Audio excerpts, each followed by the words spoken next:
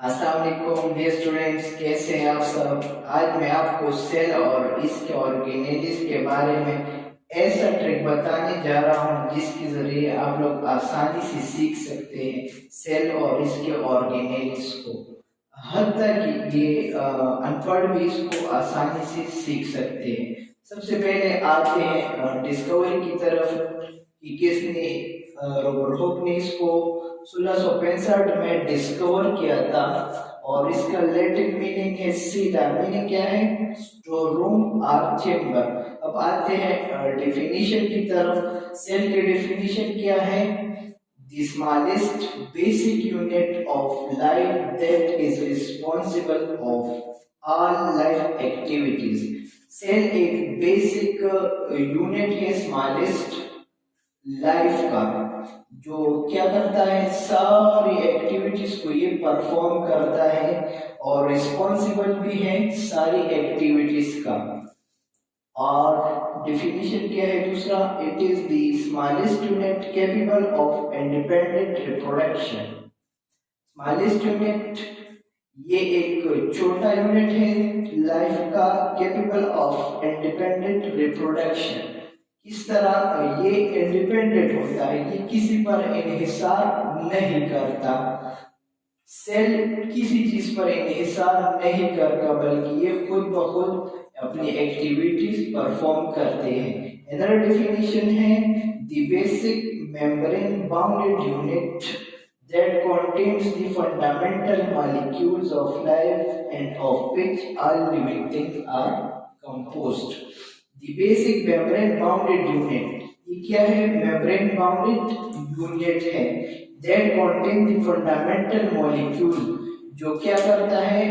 Contain करता है fundamental molecules. किस तरह? सेल मेम्ब्रेन है, साइटोप्लाज्म है, न्यूक्लियस है, ये सारे ऑर्गेनेल्स फंडामेंटल ऑर्गेनेल्स है, ये सेल कंटेन करता है। अब मैं आपको लेबलाइज करते चलूं।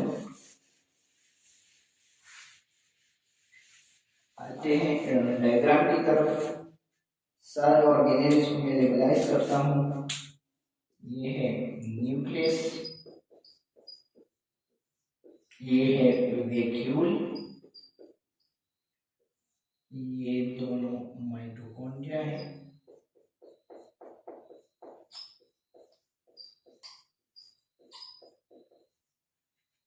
ये राइबोसोम हुआ, ये है लाइसोसोम,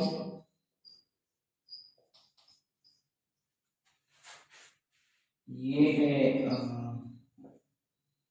गोल्जी बॉडीज,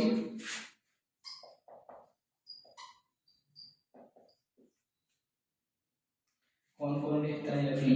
ये rough endoplasmic reticulum, rough endoplasmic reticulum, ये है स्मूथ एंडोप्लाज्मिक रेटिकुलम,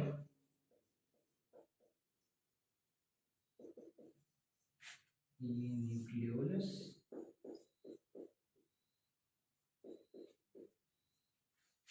आते हैं ये सेल मेम्ब्रेन रह गया, सेल मेम्ब्रेन। अब आते हैं ऑर्गेनेलिस की तरफ। ऑर्गेनेलिस को हम स्कूल से आसानी से सिखा सकते हैं। किस तरह? ऑर्गेनेलिस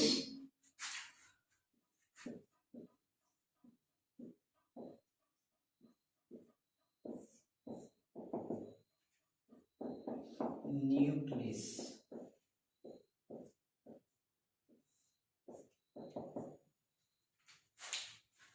ऑर्गेनेलिस को हम स्कूल के साथ कंपेयर करके उसे आसानी से सीख सकते हैं। जिस तरह एक स्कूल होता है, इसी तरह सेल भी एक स्कूल जैसा है और इसके अंदर सारे ऑर्गेनेलिस जो है ना, वो काम कर रहे होते हैं, अपने अपने फंक्शन परफॉर्म कर रहे होते हैं। न्यूक्लियस का क्या फंक्शन है? Nucleus is the principle of the cell।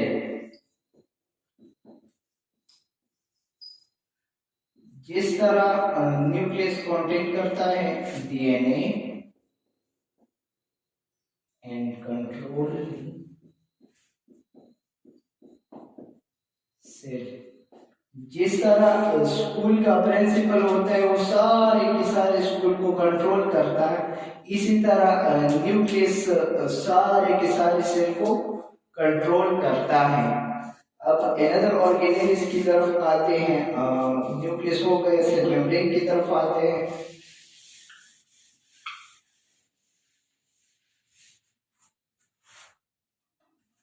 Cell membrane,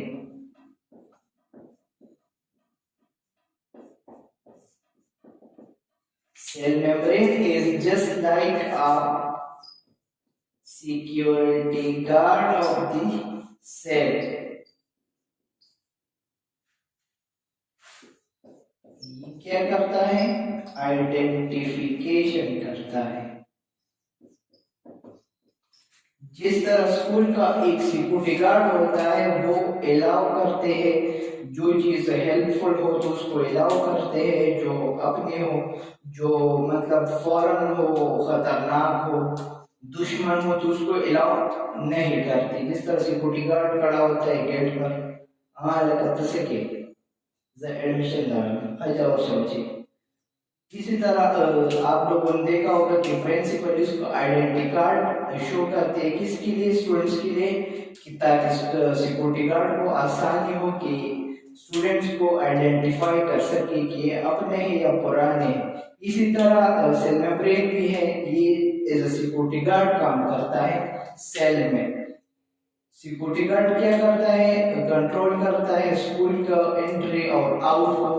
जिस तरह सेल मेम्ब्रेन है तो ये बैक्टीरिया और वायरस को कंट्रोल करता है कि ये अंदर बॉडी में दाखिल ना हो जाए। अब आते हैं अनदर ऑर्गेनेल्स की तरफ। क्लोरोप्लास्ट है, वैक्यूल है, गोल्गी बॉडीज है।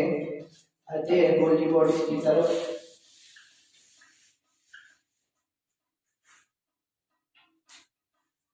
Golgi bodies,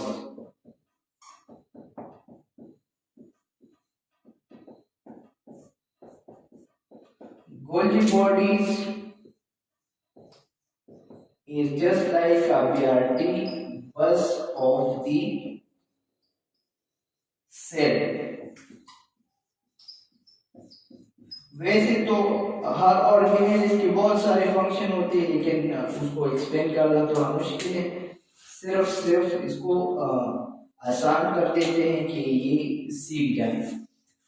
Golgi body is just like a BRT बस ऑफ द सेल। जिस तरह बीआरटी बस होता है, ये लोगों को ट्रांसपोर्ट करते हैं हैदराबाद, अशनगरे, अब्दुल्लाह। इसी तरह ये गोल्गी बॉडी ट्रांसपोर्ट करता है, किस तरह प्रोटीन को, लिपिड मॉलिक्यूल्स को ये ट्रांसपोर्ट करते हैं।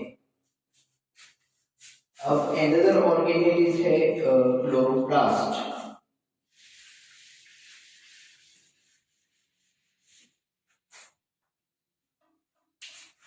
Chloroplast.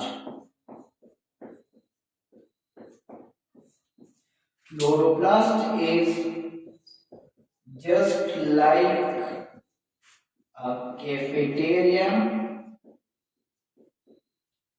or canteen of the school, canteen of the cell. ये absorb energy, light energy,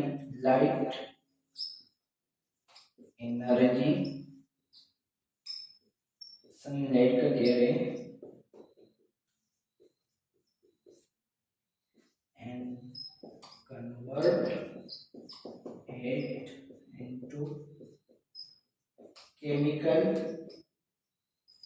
energy. Chloroplast is just like a cafeteria of the cell. जिस तरह स्कूल में कैफेटेरिया होता है, कैंटीन होता है, स्टूडेंट जूस वगैरह पीते हैं, समोसे पकौड़े खाते हैं, तो ये एनर्जी गेन करते हैं स्टूडेंट्स कैफेटेरिया में। इसी तरह सेल का कैफेटेरिया क्या है? क्लोरोप्लास्ट सेल का कैफेटेरिया है। ये एब्जॉर्ब करते हैं सनलाइट से एनर्जी आके एब्जॉर्ब करते हैं और उसको कन्वर्ट करते हैं केमिकल एनर्जी बनने। अब आते हैं अनदर ऑर्गेनेल्स की तरफ।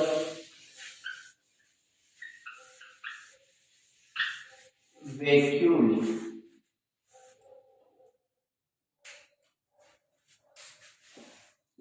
Vacuole, vacuole control water balance. It is just like a thermos. Vacuole क्या करता है, कंट्रोल करता है वाटर बैलेंस को। वाटर का बैलेंस ये बरकरार रखते हैं और स्टोर करते हैं। ये एज अ थर्मोस काम करता है। जिस तरह थर्मोस में हम चीजें डालते हैं, वाटर डालते हैं तो ये स्टोर होता है। अपनी जरूरत के मुताबिक, नीड के मुताबिक हम इसको यूज करते हैं। इसी तरह वैक्यूल में भी वाटर होते हैं, जरूरत के मुताबिक ये काम आते हैं, यूज करते हैं।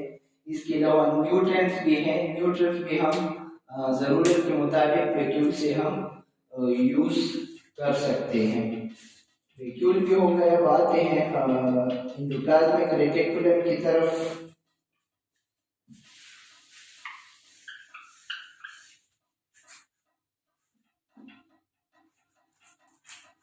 Endoplasmic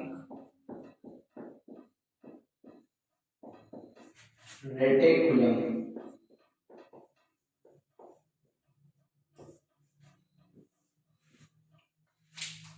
endoplasmic reticulum is just like a highway of the cell. Highway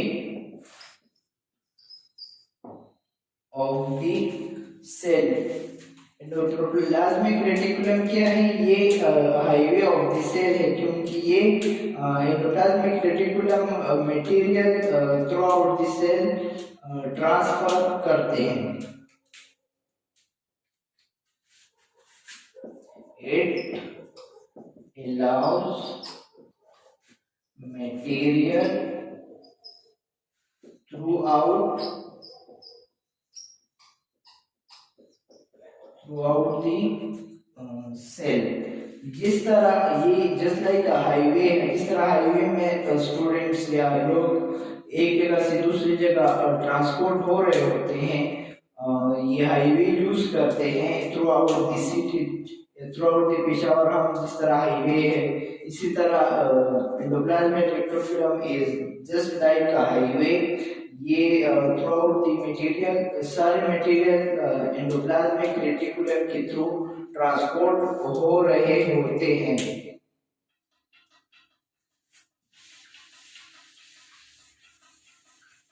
अब आते हैं लाइसोसोम की तरफ।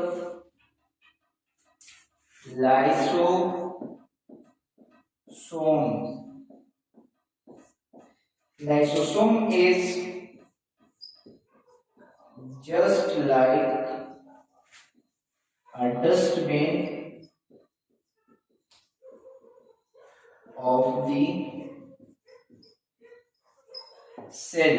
Lysosome is just like a dustbin of the cell। जिस तरह डस्टबिन में कूड़ा करकट या फजूल चीजें फेंकते हैं जो इस्तेमाल में ना हो, इसी तरह लाइसोसोम एंडोसाइटोसिस एंड एक्सोसाइटोसिस करता है। एंडोसाइटोसिस एंड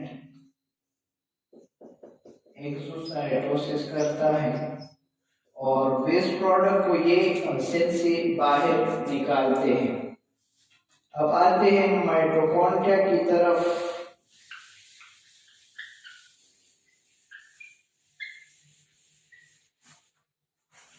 लास्ट हमारे पास है mitochondria.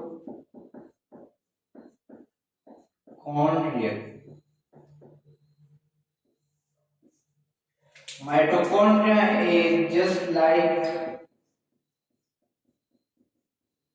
a digestive system of the cell। Digestive system of the cell. जिस तरह digestive system break down of food material करता है, इसी तरह माइटोकॉन्ड्रिया एटीपी की ब्रेक डाउन करके इससे एनर्जी लेते हैं। ऐसे तो हमारे पास बहुत सारे ऑर्गेनेलिज है, लेकिन आज के लिए इतना काफी।